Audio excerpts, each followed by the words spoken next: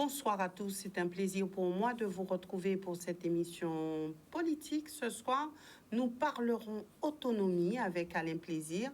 Alain Plaisir, que vous connaissez bien, il a beaucoup écrit, plusieurs livres, on va dire à peu près une dizaine.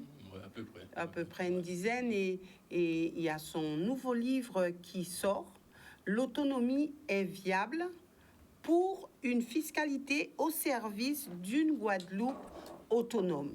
Donc c'est vrai que c'est un sujet qui fait couler beaucoup d'encre. Alors les uns et les autres se positionnent, essayent d'expliquer à cette population.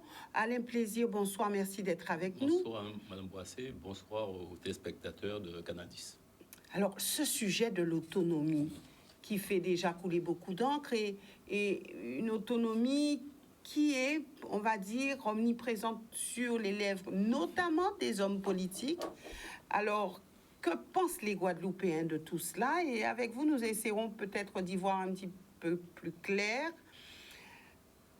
la question de l'autonomie. Oui. Alors, c'est vrai qu'aujourd'hui, on parle encore des institutions, de fusion des institutions. Et puis, qu'est-ce qui se dit? Quoi mettre dans ce mot autonomie? Alors, est-ce que votre livre, vous l'avez pensé après avoir entendu le ministre des Outre-mer, l'ancien ministre des Outre-mer, qui a parlé d'autonomie, ou est-ce que c'est pensé depuis très longtemps? Oui, alors vous avez parlé des livres que j'ai écrits auparavant. Le premier livre que j'ai écrit, c'était en 2000. Il s'appelle Propositions pour le changement, édition Jazor. Et dans ce livre, déjà, je disais qu'il fallait un statut de pays, territoire d'outre-mer. Ça veut dire que je ne suis pas dans le vague, je ne dis pas autonomie, domiciliation. Je suis très clair, je suis pour que la Guadeloupe devienne un pays autonome dans le cadre d'un pays, territoire d'outre-mer. C'est-à-dire que nous allons changer des relations, non seulement avec la France, mais avec l'Union européenne. Donc ça, c'est ma position de base et je n'ai pas changé. Ça a toujours été votre position? Toujours ma position. Ce que j'ai fait en plus, c'est simplement mettre un contenu. Et d'ailleurs, mon dernier livre, qui dans le sous-titre, c'est une fiscalité pour une Guadeloupe autonome. Je veux simplement indiquer aux Guadeloupéens que la Guadeloupe a les moyens financiers, les moyens techniques, les moyens humains d'être autonome.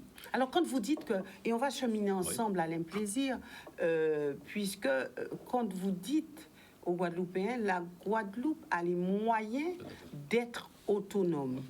Qu'entendez-vous par là? J'entends par là qu'il faut comprendre, le livre est beaucoup basé sur la fiscalité. Il faut comprendre comment ça fonctionne. Vous avez en Guadeloupe deux types d'impôts. Vous avez des impôts directs que très peu de gens paient. L'impôt sur le revenu, c'est 23% de Guadeloupéens. Bon, après, il y a des impôts locaux, mais je parle des impôts destinés à l'État. Il y a impôt sur le revenu, c'est 23%. Par contre, vous avez des impôts indirects que paient tous les Guadeloupéens, et assez massivement. Alors, le principal impôt que paient tous les Guadeloupéens, c'est la TVA, que vous payez sur toutes les marchandises que vous consommez. Alors là, vous avez votre droit, vous avez payé la TVA, les boucles d'oreilles, les chaussures, vous avez payé la TVA. Et ça, c'est un impôt qui est perçu pour le compte de l'État, que nous payons, mais c'est l'État qui encaisse. Bon, voilà. Donc, il faudrait garder cet impôt. Voilà. Alors déjà, il faut planter le décor. Il faut expliquer aux gens que vous payez des impôts, et une grande partie de ces impôts ne restent pas en Guadeloupe, même si ce sont les Guadeloupéens qui sont des consommateurs. Donc, il faut expliquer ça. Il faut expliquer un autre exemple. Là, j'écoutais, je lisais un article où on faisait le budget des communes et on voit qu'il y a des marinas qui sont déficitaires. Alors, pourquoi ces marinas sont déficitaires? C'est parce que donc, les communes entretiennent les marinas, paient le personnel, et il y a donc un certain nombre de revenus, mais il y a un impôt que personne ne connaît ici, mais que je mets dans le livre, qu'on appelle le droit annuel de navigation. C'est un impôt d'État que tous les propriétaires de bateaux de plus de 7 mètres paient, et cet impôt, c'est un impôt qui va dans les caisses de l'État. Alors, il y a une aberration. Ce sont les communes qui font la marina, qui entretiennent la marina, oui. Et l'argent, ça va à Bercy à 7000 km. Donc voilà des éléments comme ça, je prends un peu partout, et je dis, bon, voilà, déjà, si on joue sur la fiscalité, si on redistribue les cartes, et qu'on dit, je prends l'exemple de la TVA, on parle beaucoup de l'octroi de mer, et quand on me parle de l'octroi de mer, je dis, il ne faut pas isoler l'octroi de mer de la question fiscale, puisqu'il n'y a pas que l'octroi de mer. Il y a la TVA, l'octroi de mer rapporte environ 300 millions, et la TVA 400 millions. Donc, vous voyez que quand les gens parlent de vie chère, mais on ne parle jamais de la TVA, on parle de l'octroi de mer. Ça veut dire que les gens n'ont pas de maîtrise de manière générale, et ce n'est pas la faute du citoyen lambda, parce qu'il n'est pas censé connaître toutes les subtilités de la fiscalité. Par contre, c'est le rôle des dirigeants, des élus, de faire entrer dans le débat tous les éléments, et ça, c'est un élément qui n'est jamais pris en compte. Mais Alain Plaisir, alors, on va un petit peu se coller à la réalité de ce territoire. Lorsqu'on entend l'État dire, oui, mais nous, on met beaucoup d'argent en Guadeloupe, on met beaucoup d'argent chez vous. Regardez le CHU, le prêt du CHU, on a mis de l'argent pour l'eau, on met de l'argent partout, donc quelque part... Pour l'eau, ils n'en mettent pas tellement. Enfin, bon, allez, quelque part, on se dit que l'État nous donne plus qu'on ne lui redistribue ou qu'on ne lui donne à travers donc, tous ces impôts-là. Est-ce que vous en êtes conscient ou est-ce que ce n'est pas une vérité? Ce n'est pas une vérité, parce que si on regarde les choses d'une manière très schématique, oui. Bon, et si on dit, bon, voilà. Alors, le CHU, prenons le CHU. J'ai eu l'occasion d'écrire un article là-dessus. Le CHU va coûter 500 millions d'euros. Oui. Bon, alors, 500 millions, on a l'impression que le ministre ou l'État fait un chèque de 700 millions. Ouais, non, c'est pas ça. C'est 500 millions, c'est sur un budget sur 5 ans. C'est-à-dire que le CHU va être construit sur 5 ans, peut-être même 6 ans, donc va débloquer au fur et à mesure, disons 5 ans, 100 millions. Donc ça fait, c'est pas 500 millions par an. Mais ça fait toujours 500 millions au total. Ça fait 100 millions, oui. Mais à côté de ça, la TVA, c'est 400 millions par an. Donc si on prend 5 ans de TVA, ça fait 4 fois 5, 2 milliards, on est d'accord. Donc uniquement avec la TVA qu'on récupère ici, on pourrait payer le CHU. Voilà, ce sont les chiffres, hein. Moi je n'invente pas. Les chiffres, comme dirait un monsieur très célèbre, les chiffres sont têtus. Les chiffres, on ne peut pas tricher avec les chiffres. Donc l'État, effectivement... Vous êtes sûr qu'on ne peut pas tricher avec les chiffres? Si, on peut tricher si on est malhonnête, mais en fait 2 plus 2 égale 4 dans tous les pays du monde. Bon, alors, si on veut être honnête, l'État, effectivement, dépense de l'argent en Guadeloupe. Mais je vais vous parler des chiffres. Il y a environ 2 milliards 600 millions par an consacré aux dépenses de l'État en Guadeloupe. C'est-à-dire, l'argent sera payé l'appareil d'État, de l'État, c'est-à-dire tous ceux qui dépendent de l'État, les gendarmes, les policiers, la justice, tout ce qui est administration régalienne. La douane, j'étais à la douane, mais c'est l'État qui me payait. Et donc, cet argent-là va beaucoup pour les dépenses de fonctionnement de l'appareil d'État. Par contre, depuis la décentralisation, l'État ne fait plus les routes, ne fait plus les lycées. Donc il y a une dotation qui est donnée, mais enfin, quand on dit la région d'ailleurs se vante... Oui, mais quand on dit que l'État a transféré les compétences sans les moyens, ça veut dire que l'État ne donne pas quand même... Non, on ne donne pas pour... Il a dit, bon voilà, vous allez faire les routes, vous allez faire les lycées, vous allez faire les collèges, mais démerdez-vous pour trouver l'argent. Et comment on se démerde? On se démerde en taxant les Guadeloupéens. Alors, les 2 plus grosses recettes des collectivités, tout ça, j'ai mis les chiffres dans le livre, hein. Les 2 plus grosses recettes des collectivités, c'est l'octroi de mer et la taxe sur les carburants. Les gens ne savent pas, quand vous roulez, vous versez environ 5 centimes qui va à la région, aux communes et au département. Donc, vous avez donc des recettes qui sont perçues sur les Guadeloupéens, ce qui n'est pas choquant puisque ça se fait dans tous les pays. Mais le problème, c'est pas transparent. Contrairement à l'impôt direct, quand vous recevez votre déclaration de revenus, vous savez combien vous allez payer. Mais quand vous consommez, vous ne savez pas. Donc il n'y a aucune transparence sur ce que vous payez. Vous avez acheté une robe, vous avez payé 8,5% de TVA, vous avez payé 9% d'octroi de mer, eh bien, vous ne savez pas. Et c'est ventilé à gauche et à droite. Donc, moi, je donne tous ces éléments, tous ces chiffres, pour aller dans une analyse. Et l'analyse, c'est dire quoi? C'est dire qu'il ne faut pas augmenter les impôts des Guadeloupéens. Il faut négocier avec le gouvernement dans le cadre d'une Guadeloupe autonome, puisque nous avons des compétences supplémentaires. Eh bien, nous voulons les moyens supplémentaires. Alors, Alain Plaisir, est-ce que vous aimez beaucoup les chiffres? Oui, alors, on en a besoin. Est-ce que vous avez fait le total de tout ce qu'on pourrait avoir si on était autonome? Quel est l'intérêt pour nous aujourd'hui d'être autonome? Est-ce que vous avez chiffré tout cela? Oui, j'ai chiffré tout ça. Si on est autonome, on a tout de suite 750 millions de plus. Par an? Par an. De plus, vous dites, par rapport à quoi? On garde ce qu'on a. Par exemple, la région a un budget, disons, de 600 millions. Bon, ça dépend des années, mais enfin, autour de 600 millions. Le département qui fait beaucoup de social a environ 1,2 milliard. Donc, on garde ce que l'État nous donne. L'État ne donne pas tout. L'État nous donne une dotation. Oui. Prenons la Donc, région. ça, on garde? Ça, on garde. On garde parce que c'est la différence qu'il y a entre indépendance et autonomie. J'ai des amis qui sont des partisans de l'indépendance et je salue donc ces camarades. Mais moi, je travaille avec les chiffres et je suis obligé de tenir compte de la réalité. La réalité, c'est qu'on ne peut pas demander à l'État de se désengager complètement. Si l'État se désengage complètement, vous avez donc le système de santé, qui c'est le plus cher, c'est ce qui nous coûte le plus cher, c'est le système de santé. Bon, et ensuite, le deuxième poste qui nous coûte le plus cher, c'est l'éducation nationale.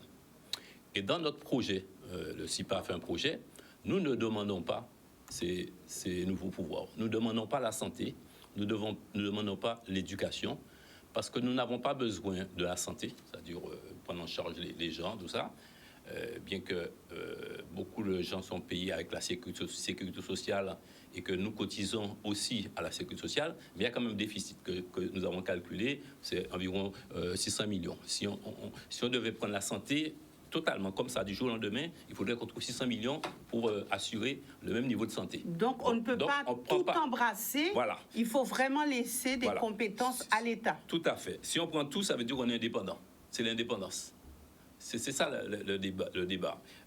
On doit avoir les moyens de mettre en place une nouvelle politique économique. Par exemple, je parle beaucoup de la production. Et pourquoi je parle de la production? Un pays ne peut pas créer des richesses et de l'emploi s'il n'y a pas de production. Vous voyez, nous sommes à Jarry. Tous les magasins qu'on voyait ici, ce sont des magasins qui vendent des produits qui viennent d'ailleurs. Donc, on ne peut pas développer un pays comme ça. Il faut une production. Mais pour qu'il y ait une production, il faut créer les conditions économiques et politiques. Alors, les conditions politiques. Vous êtes dans un système, on parle beaucoup de mondialisation. Qu'est-ce que c'est que la mondialisation? C'est le fait que n'importe quelle marchandise peut sortir de n'importe quel coin du globe. Du poisson, les dents de dorade viennent de Chine. Ça arrive au port de Pointe-à-Pitre à 2 € le kilo. Les ignames viennent de Costa Rica et ça arrive au port de Pointe-à-Pitre à 75 centimes le kilo. Les poulets de dégagement, des poulets qu'on normalement devrait mettre à la poubelle, on les envoie en Guadeloupe, ça coûte environ 1 € le kilo. Donc, dans ce système-là, nos producteurs ne sont pas compétitifs. Et si vous regardez les chiffres, toujours les chiffres, contrairement à ce qu'on entend, autosuffisance alimentaire, souveraineté alimentaire, notre production recule chaque année. Nous produisons de moins en moins, contrairement aux apparences. Parce que c'est vrai, on dit qu'il y a des petits marchés, tout ça, mais la plupart des gens, c'est avec le caddie qui vont dans le supermarché. Et qu'est-ce qu'ils mettent dans le caddie? Ils mettent des pois d'Angole qui viennent du Pérou, ils mettent du poulet qui arrive de Bretagne, ils mettent du poisson qui vient de Chine. Et je peux vous citer, j'ai toute la panoplie, et ça augmente chaque année. Chaque année, ça augmente. C'est-à-dire les importations augmentent chaque année. Alors, je vais vous donner un chiffre. Pour une année de référence, pour moi, c'est l'année du LKP 2009. On a acheté en Guadeloupe pour 1,9 milliard. 1,9 milliard. Et 13 ans après, on a acheté en Guadeloupe pour 3 milliards 200 millions. 3 milliards. Donc, on a pratiquement doublé nos achats, nos importations. Voilà. Donc, quand vous passez, vous avez envoyé 1,9 milliard en 2009 ailleurs, en France, en Chine, enfin peu partout, et en 2021, vous envoyez 3 milliards 2. Donc, ça veut dire que vous avez Oui. en réalité, vous êtes en train de supprimer des emplois ici, supprimer des richesses et envoyer votre argent ailleurs. Et donc, nous, ce que je veux, c'est rapatrier une partie des productions. Au lieu d'acheter tout le temps à l'extérieur, il faut qu'on produise pour que l'argent reste ici. Mais au-delà de tout cela, Alain Plaisir, vous dites oui à l'autonomie, oui, mais ça sera une autonomie qui sera négociée avec l'État. Oui. Est-ce que c'est l'État qui mettra ce qu'il veut dans l'autonomie? Est-ce que ce sont nos élus qui vont discuter avec l'État pour y mettre ce qu'ils veulent? Bonne question. Comment ça sera pensé? J'espère que je serai dans cette négociation. Non, alors, moi, dans le livre, je parle aussi d'exemples que nous devons connaître, puisque nous voulons une autonomie. PTOM. Donc, j'ai pris 3 PTOM. J'ai pris Saint-Barthélemy, que vous connaissez bien, qui est à côté de nous. Oui.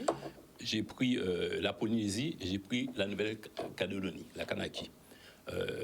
Des 3, c'est la Kanaki qui a été le plus loin, puisque la Kanaki a une compétence douanière fiscale, c'est-à-dire ils peuvent taxer les produits, même les produits français, tout ça. Bon. Plus près de nous, Saint-Barthélemy, c'est un PTOM. Et pourtant, tous les acquis sociaux ou tout ce que l'État donnait autrefois, l'État continue. C'est l'État qui continue, à travers une dotation, à payer les fonctionnaires de l'éducation nationale. Donc, ça veut dire que dans la négociation, vous pouvez vous baser sur ce qui se passe ailleurs et vous dites à l'État, il faut que le transfert de compétences soit accompagné de transferts financiers. Est-ce qu'on peut calquer le modèle de Saint-Barthélemy au niveau juridique, mais le pays qui pourrait nous se rapprocher le plus de nous, c'est la Polynésie, qui a à peu près 300 000 habitants, un peu moins. Bon, c'est le plus près. Mais au niveau juridique, ça veut dire que l'État... alors, prenons un exemple. Je vous parlais de la TVA. Je dis que moi, je veux récupérer la TVA en Guadeloupe. Alors, ils vont me dire, mais c'est pas normal. Mais savez-vous que à Saint-Barthélemy, il ne paie aucun impôt à l'État. En Polynésie, ils ne paient aucun impôt à l'État. Et ils ont une TVA qui a été créée par eux-mêmes en 1998, et c'est une TVA pour eux.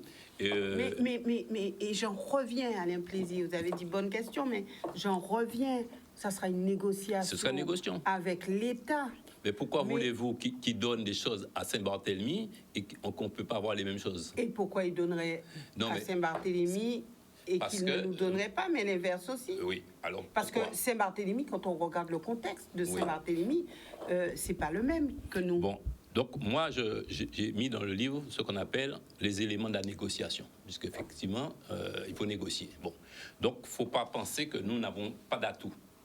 Bon, on a le plus simple, on a un atout géostratégique parce que, vous voyez souvent, l'armée française, il y a une base à La Jaille, il y a des bateaux qui arrivent régulièrement ici. Donc ça donne à la France une capacité militaire au-delà de l'Hexagone. Bon, ça c'est une première chose. Mais la deuxième chose la plus importante, à mon avis, c'est la zone économique exclusive.